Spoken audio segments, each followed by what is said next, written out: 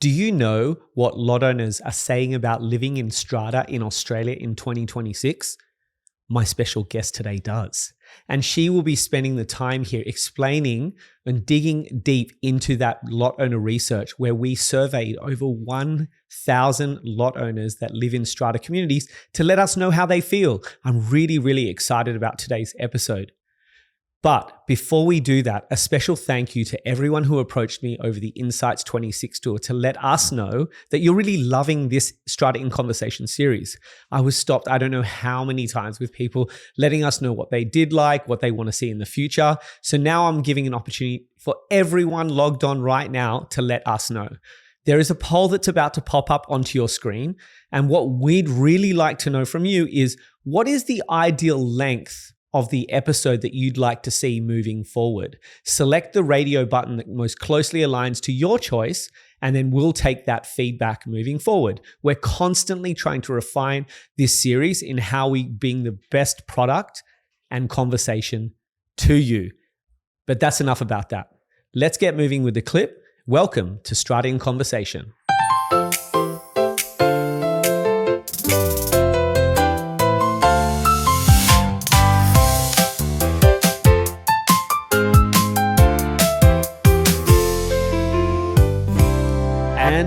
We are live with episode 6. I can't believe it's already been 6 episodes, but yes, we are live with episode 6. And as I mentioned, I have a very special guest today, who is the head of marketing and communications at CHU and also happens to be my boss.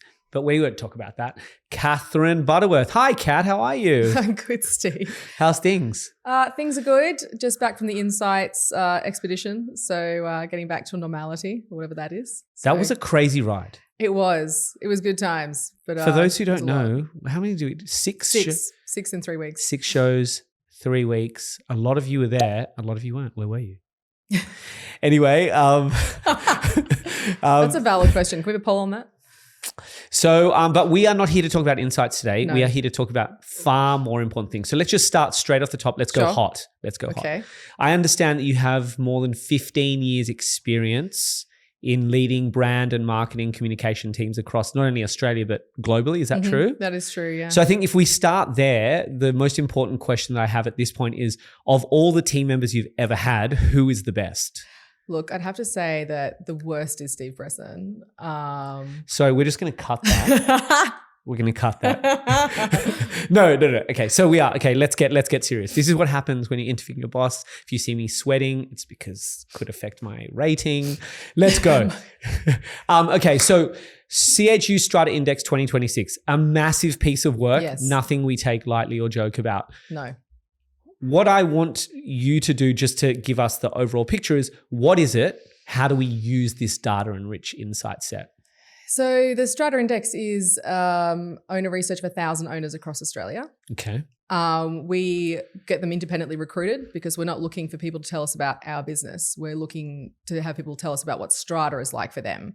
So we can kind of understand challenges and opportunities and see where we fit in as a business. Like, is there ways for us to make our products or services different? Is there a way that we can influence the sector to help them get more out of Strata as a lifestyle? And in terms of how we use it, so this is our second one, which is very exciting. Our one last year, we used that. It was a big year last year. We rebranded both CHU. Yes, I remember that. Yeah. So the first cohort, we actually used their points of view to be able to inform that rebranding and the positioning of the products within those brands, so we could help people understand what's the right product for them and make sure that they're relevant to people. Yeah. And we also looked at building out tools and resources. One of the big outcomes from last year's research was that owners just didn't have sort of enough information about maintenance, didn't have enough knowledge, if not information about maintenance. Yeah. And so we looked at, okay, how can we make that more accessible or more engaging to help them with that? And so we built out resources for that. And that led us to looking at the website, because how do they access it? So we're trying to make sure they could find the information. Wow. And then we also looked at how we could start working on that strata committee education piece. Like, what's the strategy for that? Because No one wakes up in the morning going, gee, I can't wait to study my strata education today. Yeah. We really wanted to look at how do we make that part of the process. In New South Wales, it's going to be becoming more formal, but we want to make that more accessible. So we built strategy around that. So the research has been really helpful for us in a variety of ways from last year. And we look to sort of see how we can use the research insights this year to sort of influence similar kind of actions. Understood. I'm going to steal a little bit of Dave Barnes's insights presentation right now because I see a correlation. You just mentioned to me that this is the second year we've done this. Is that correct? Yes, it is. If I also draw another graph of when you started employment with CHU, that's also 2 years. Is that correct? Can my head please pop up on a graph like Dave Barnes did? Because that was amazing. So I guess for me, I want to understand, why did you feel as the head of marketing and communications that this was important, and has that filled the gap that you anticipated that it would? Oh, that's a good question. In terms of why it's important, so like the first kind of cardinal rule of marketing is that you are not the customer. So as soon as you work in a business, even if you still purchase products and services from that business, you're no longer the customer because you know too much. You know too much of the backstory, how things get made, why they get made, what you're trying to achieve. Whereas the regular customer doesn't have any of that context, and nor should they. So for research is really about calibrating what your customer is like, what they're looking for, and then what the potential opportunities are for your business to meet unmet needs. And so the critical thing for me in research is making sure you have access to data around real customers so that you don't bring your informed bias to that conversation. You're really understanding where they're at and making sure that the work that you do and the way you deliver your products and services is as relevant and useful as it can be, because business is all about meeting customer need. And there really wasn't anything before we started this research in the sector about lot owners. There wasn't a kind of large sample size understanding what their kind of preferences or choices were, why they were in strata, what they were looking for. And so being able to provide that research for the sector is so awesome, because I know how useful that can be. And it's great to be able to provide that role, for everyone to be able to use and help them with their own businesses. We'll help them understand their own customers. And just so I understand the process of this report, as I mean, I see you working on this, what I feel like is year round. Yes. So the process, once we deliver this 2026 Strata Index, when does the 2027 process commence, and what does that cycle look like for you? When we look at the research, the reason it feels year round is not because all I do is talk about it endlessly. That's part of it. We look at how we can kind of continually share the information in a way that's digestible as well. So as much as we get the index report ready to release, and that's going to be, that's ready now, we also look at like what's the ways we share information, whether it's like LinkedIn posts or social or email. So we're helping people kind of take in the information in a more digestible fashion. And that continues all the way through the end of the year from this report.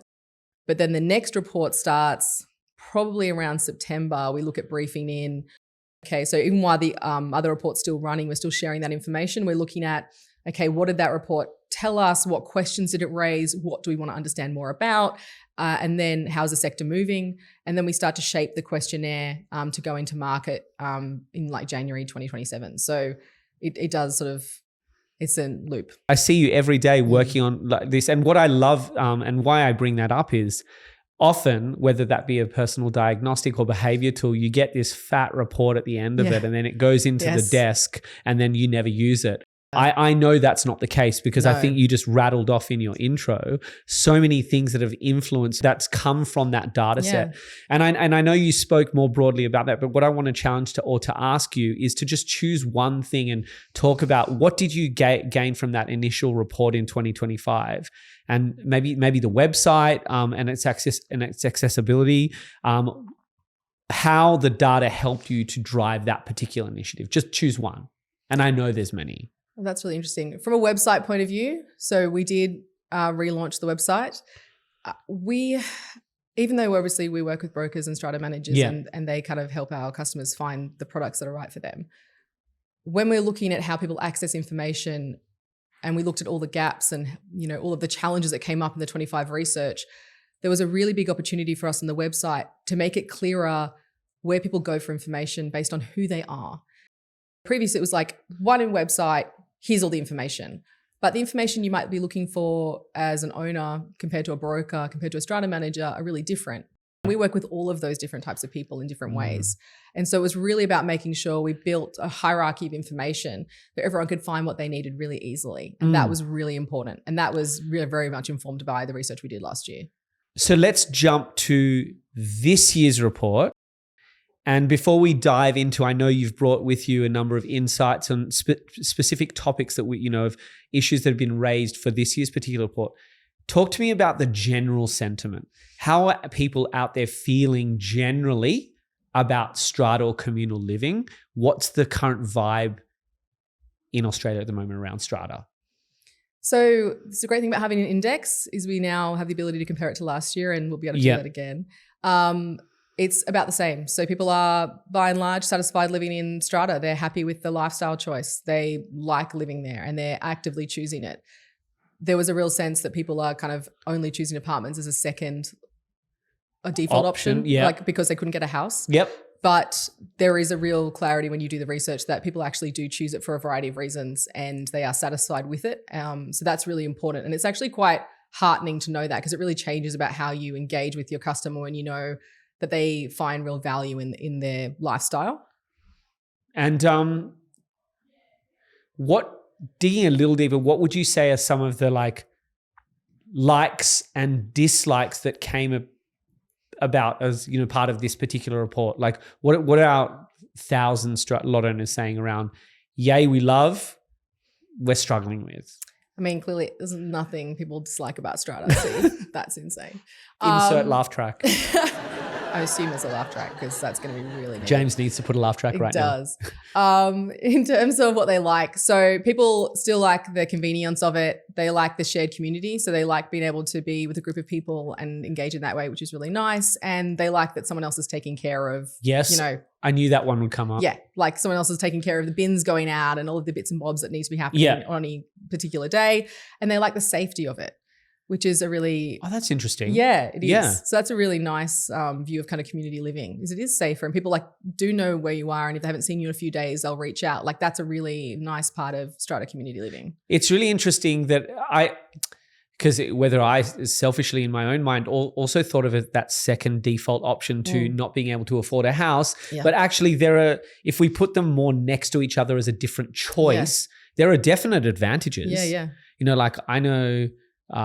my father, for instance, lives in a home, but understanding that that if he was in strata, there'd be people around and there'd be more that greater sense of community, because I'm not always able to do that. It's more of a choice versus that second option. That's really nice to hear. And in preparation for this episode, I did flick through a lot of the research, and I noted that one of the sort of challenges was that sense of control around, because it's not wholly their own, their own home. What can you tell me about that control? Because I think that might directly feed into what, as we as professionals in the industry, how we can support that particular element. So this was coming from the pain points, and pain points is really a flag of opportunity for anyone who wants to look at how they can tailor their business to help their customers. But the pain points that came out was very much, people didn't like fees, but that's, what can you do about costs? Not much. Than you can't change the cost necessarily, but you can have people feel value from them. Yes. So it's a perception piece of this is not a cost because it's a valuable thing. So that's definitely a opportunity there. Mm-hmm. But we also saw a lot of pieces around, decisions being made and not understanding them, or, wanting to be able to make decisions around whether it's maintenance or any of those other elements where they just didn't feel like they had any oversight, or things were just going, the sort of train had left without them. And that was a really interesting thing, because a sense of control or needing control is something that you actually can provide customers if you give them the frameworks and the opportunities to be able to go, how do I assess what's happening, or how do I understand what's happening, to then use my vote in the committee or the body corporate to influence that outcome? How do I understand whether this is on track or not?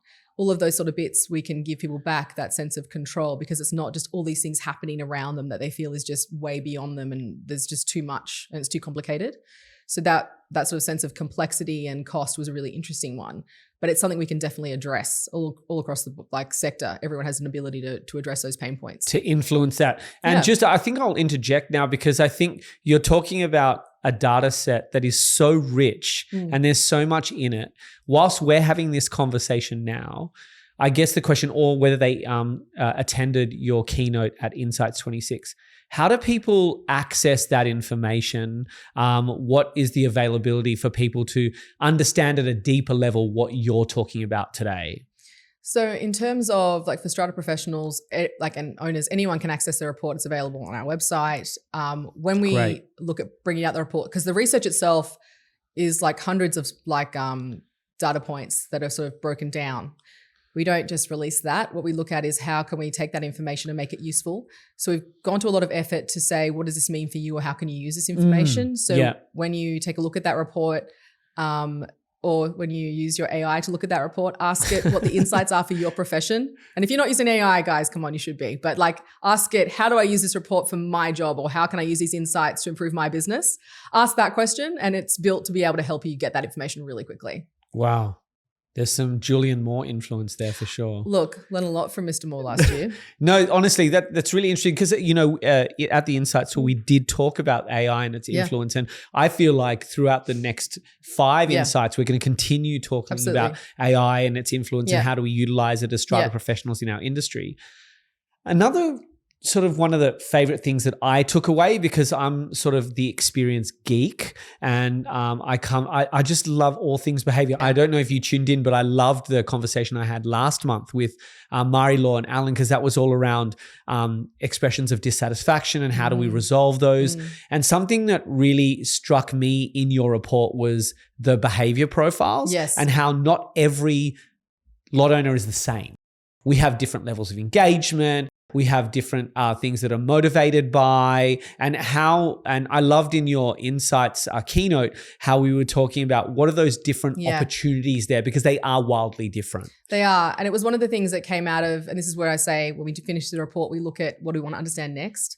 Last year, it was all about, we know maintenance. People don't know about maintenance, or there's not enough working knowledge in the community about that. Okay, well, here's some resources about maintenance. But what we then found is, okay, why aren't people using them, or how can we make them more effective? And when we looked at this year's research, the clustering of answers came in clusters of 3 very distinct groups. I remember this. That was really interesting because rather than looking at it demographically, like how old, how much, money do they earn, like where do they live, we were looking at what are their attitudes, what are their behaviors, how are they most likely to respond to something as human people, as we all are. And it gave us these 3 groups. And what it meant was, okay, we provided information about maintenance to help with that, but we haven't tailored it to the different attitudes that are present in strata. And this year's research gave us more depth on the attitudes. And we came out with 3 groups. One was active, one was pragmatist, and one was disengaged. Yes, I do remember that. And they have very different attitudes. And of course, we know there's more than one type of owner, like we're all individuals. But what this gave us was an ability to tailor without fragmenting to the point of unachievable personalization.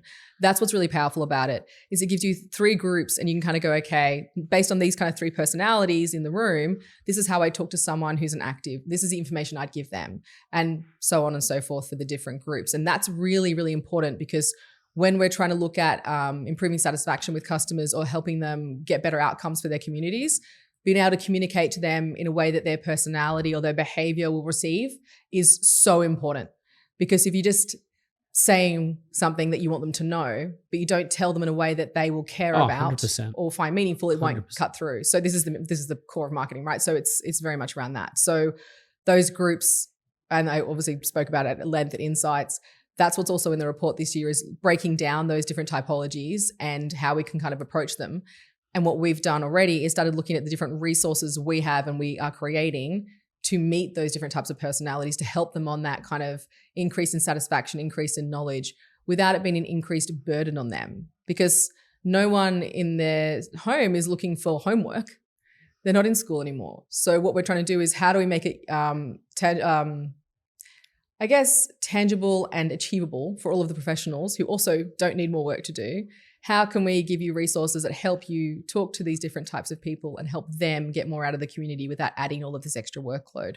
So that's kind of what we're looking at, is how can we activate them in the simplest and easiest way by speaking in a language they understand and appreciate. I remember that specifically from your keynote, not only because I watched it 6 times. And loved it every time. But because you brought that to life in a really accessible manner for someone that doesn't speak Strata language. And I loved that because I am that person. Are you not fluent in Strata yet? No. Wow. And I actually got approached by someone saying that they thought that this was all like, oh, you do really well at like pretending not to know. No, I don't know. Let's just throw that out. I don't know. So this is really how proud you are of that. No, but those images that you brought up and characters from a really famous TV show, if you don't know, they were brought to life by characters of Schitt's Creek. And if I'm correct, they were pragmatists, engaged, and disengaged. Pragmatist, active, and disengaged. Pragmatist, active, and disengaged. Yeah. So before we move on from the profiles, and I'm sure we'll throw some image up on the screen now. Can you just give us probably like one tip on the differences between those for each of those profiles? So maybe we'll start with the pragmatist. So, one tip of engaging with the pragmatist. Yeah, the pragmatist, that was the Stevie Bud in the presentation. Yes, I do remember So that. the pragmatists have a base of knowledge, but they don't know all of the detail. And for them, it's about providing them context. So they're looking for the framework to make the decision. They want to know the parameters of what they're dealing with. So they know they make the best decision they can because that's what they care most about doing. They want to make a really good decision for them and their community. Okay. So context is king for pragmatists. Okay. And that's going to help them get to that more active mindset. With the disengaged, so this is the David Rose group. Yes. Living their best life. What a gift that was, yes. So for them, they're not inherently interested. We've got they're going along with the crowd. When they're in meetings, when they're in these decision-making moments, they are just, okay, that's what everyone else said. Okay, I'll go with that, whatever. I don't know anything. It can't make much difference. Yep. So for them, we're wanting to really make it accessible and we want to provide reassurance because we want to bring them into the strata space. We want to make it feel inclusive and not arrogant and not complex. So little things like literally who is who and why is there so many people in strata? Like what's a building manager, a strata manager, an insurance broker, an insurance provider, a strata committee or a body corporate, and like all of these different elements. What do they all do? That can help someone actually engage with an AGM for the first time in probably a much more meaningful way because they actually know who these people are. That's actually quite a big deal when you think about it. Like if you've ever watched, it's very boring, if you've ever watched the election results, when people are talking about that, the pundits are talking about election results, if you don't inherently know enough about politics to understand the difference between, what seats are running, why it matters, what the policies are, it doesn't mean anything. It's just words. Yeah. And so that's the same thing when you think about an AGM is like, let's make sure we're providing the initial tool set so people can actually access that and feel like they can participate because no one likes to feel stupid. And so that's not taking things for granted. That's really helping them access the space. And reassurance is something where they want to know that things are okay. Like they're not going to listen until they feel safe. And so we want to go, hey, this is from an insurance point of view. This is your insurance coverage. Tick cross is what you've got, what you don't have. This is how much your building sum insured is. And it's good. You're covered. And they'll be like, oh, thank God. I don't know if I feel attacked or seen because I think you've just described me over the last 5 minutes. I don't know what to do with myself. I feel like I should be lying down, paying you money to have this conversation. 100% I fall into that group. There's no doubt about that. Marketing's definitely therapy. But that doesn't, like, it's not a bad thing. It's just real. Like we just need to recognize that's where people are and that's what they'll need. So reassurance, like that safety piece and just accessible information. Don't assume. Because it was interesting that people didn't know what insurance brokers did, even though the title is insurance broker. Like you feel like, doesn't that seem obvious? But actually that could be quite patronizing if they don't. Yeah. So there's just little simple things we can do to help like humans access information. I realize I'm already thankful for this index report. So I think it's easy to forget people are people. Like so much when we do this kind of thing, we just kind of like, again, this is the research piece of you're not your customer. Your assumed knowledge of what a broker is already like 50% more than a lot of people who are your customers. And when you contextualize it that way, you start to see the ways you can add value very differently. And the third group, the active, this is the most enthusiastic group. They're very engaged. They read every email. Depicted by Eugene Levy. Yes, Johnny Rose. What a guy. The Johnny Rose. They're probably the one who, as soon as you've sent the email, have already responded. They ring you. You know who they are. They are really engaged. And that might Are there actually people like that? There are people who read emails and respond. I know, it's wild. Who are you guys? But they make really informed decisions and they are the most satisfied. So even though they feel like, you might feel that these are people who kind of not hassle you, but engage with you the most, ask the most questions. It's not coming from a critical place. It's coming from an enthusiastic place. They really like understanding information. They like making good decisions. They are the most satisfied with service. They've got the highest trust of strata managers and brokers. They've got the highest satisfaction of living in strata because they understand the most. And that's something that's really interesting, because for them, we want to keep them in that space, because the more they value the services, the more they're going to invest in those services and see value in what we all provide, which is obviously core to a happy customer. But they also want to, the more information we can give them and treat them as peers, case studies, risk profiles, they will really appreciate that, because they will feel like they're being treated with transparency and depth. Yeah. And transparency and depth is critical to that group. 100%. I think this is a really good moment to pause and just remind everyone out there that what Katherine has just everything that Katherine just mentioned and talked about through this report is available on our website. So this is not information that CHU is hoarding or just keeping to ourselves. I really, really encourage you. It is really interesting. So I really encourage everyone to go onto chu.com.au and download that report, look at it and see how it might be relevant for you and how you can utilize that information. Because I think people really get benefits from, being more engaged with what are our customers saying. It's more than 1,000 people. It's not, 100%. Anecdotal. It's all free information. These are all free ways for you to go and look at how you can make your business stronger and meet better customer needs. Do that. So you just talked about the actives and how they're the ones showing up to the AGMs, and they're the ones downloading reports. They're the ones who are most engaged by email. Does that then really mean that the actives that our only real point of contact, the only ones we really need to be worried about? Yeah, it's a good question. This is what I thought when we were looking at the topologies. Yeah. Because I was like, well, do we really need to care about the others, playing the devil's advocate? Yeah, exactly. Yeah. If the actives are the ones making the decisions and they know everything, are we already in a really good place? Yeah. And we cut the data, and actives are definitely in decision-making roles, like in the body corporate and strata committees, but so are our pragmatists and our disengaged. Okay. And so that then becomes even more important for us to look at how we help activate those other topologies or those other mindsets. Because if they are in spaces where they're making decisions and they don't know information about what those decisions are or what they mean for them, they're not going to be making the best decision for themselves or for their community.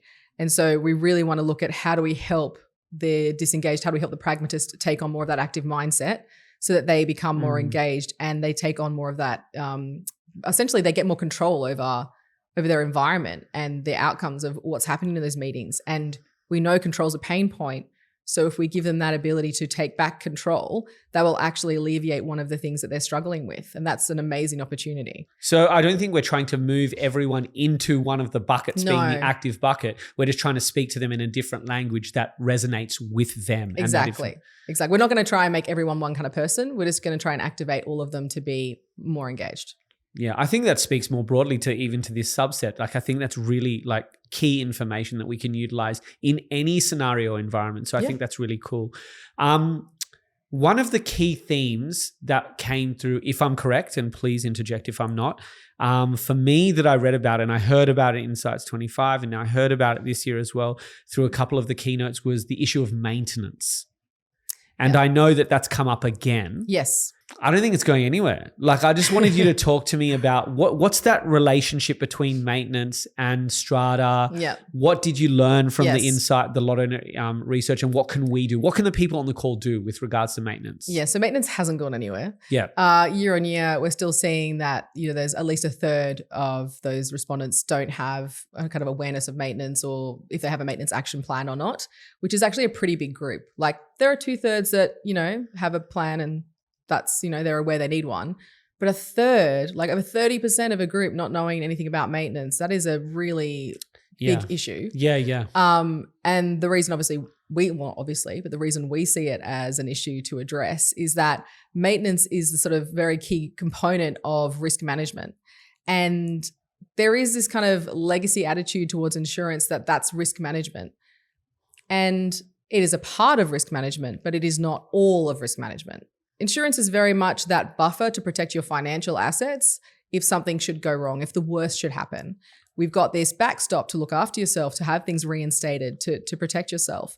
But there are so many things you can do to protect your community and your assets along the journey, which includes things like maintenance and making sure that your property is less exposed to risk, which has benefits like, reducing premiums and other kind of like livability, being able to sell the asset, being able to maintain market value. There's all these aspects of risk management that relate back to maintenance as the very starting step of that process. And for us, that nothing's moved is a shame, but it means there's still an opportunity for us to look at how we're helping owners engage in that process and see the value of it, and breaking it down into, this is what maintenance is, these are the steps. The reasons we don't just, leave the trees overhanging or do this or that is because it'll help you sell the building if it's in good maintained order. It'll be better to insure if it's in good maintained order. All of those things are important to you before you get to a worst happens scenario, because no one wants that. We don't want people to always end up in that bucket. We want people to be able to take control of their destiny and take the actions that improve the livability of their space and the value of their space ongoing. And maintenance is a really big part of that. And for us, helping people understand that and how strata professionals can do something about that is really important. But quite tellingly, for me, what's interesting about maintenance, particularly from a strata management point of view, is that it's a really visible thing that strata managers can help manage for their communities.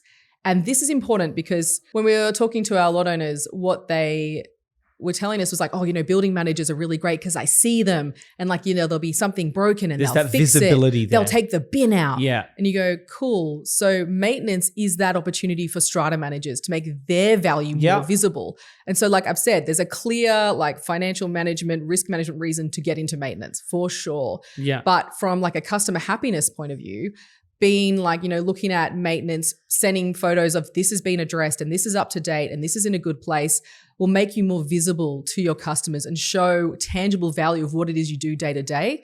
They'll increase their satisfaction and increase their engagement with your services, particularly for strata managers. And that's really important because it's that being visible, being present is where people associate value and you can't get around that. Yeah. So that's a huge opportunity from a strata management point of view. And for brokers, that opportunity to look at what is the risk advice space or what is the role they can play in kind of helping people understand why maintenance is important and how it informs the greater risk ecosystem is a really unique role they can play and give themselves, take ownership of a role that's currently not owned and really own that in this space and take that on as part of that advice. And that will make them in turn more visible. Yeah. Because we can see from the index people not understanding what a broker does.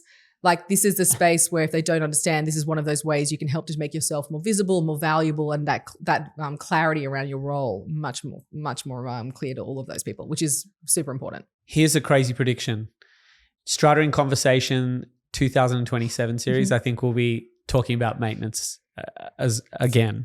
I don't think it's going anywhere. And I don't say that in a bad way. I say that in as a, what can we do, as you had said, to be more visible and show that proactivity. I'm really excited. You might know that later in the year, we have David Barnes and Tom Lawson that are coming in on a really exciting project to share insights. And this is why I said at the beginning, I love that we're utilizing this data and not just sitting on it and putting it in a drawer. We're going, okay, what can we do as an organization to sort of put things in motion, especially as it regards to maintenance. And I know they'll have some really exciting things to share with regards to that. But I don't think it's ever going to go anywhere because it's just something, the nature of buildings. Things are always happening. Maintaining. That's as old as time. That's as old as insurance. It's older than insurance. For us, it's not about that maintenance as an issue or something to understand will go away. It's what I would like to see in research is that people's understanding of it has progressed and that the actions they have taken have progressed. So we can actually look at, okay, what's the next step on that journey for that customer, or how else do we add value to that customer in that space? That's what I'm looking for, is as the space matures and people become more knowledgeable, I just want to see how I step alongside them on that journey and add value to them. Yeah, I'm seeing a real thread through these conversations because you just sparked another thing in my head, because I know we have someone else coming on very shortly to talk about the concept of healthy buildings. Yes. And I love that phrase. It's not just like that's broken or this is broken. It's how do we diagnose the state of your building? Yeah. And does maintenance mean that I only reach out when something's broken? Yeah. Versus what can I do to ensure that that doesn't reach that state? Yeah. And I think David Barnes shared some really cool insights around small things that you could do proactively to make sure, like you visit a doctor for a checkup to make sure it doesn't get to that stage. Totally. I'm really fascinated by remediation. Yeah, I love that. Yeah, I we're love not always that. about repairing because you're actually wanting to be able to maintain something in good order.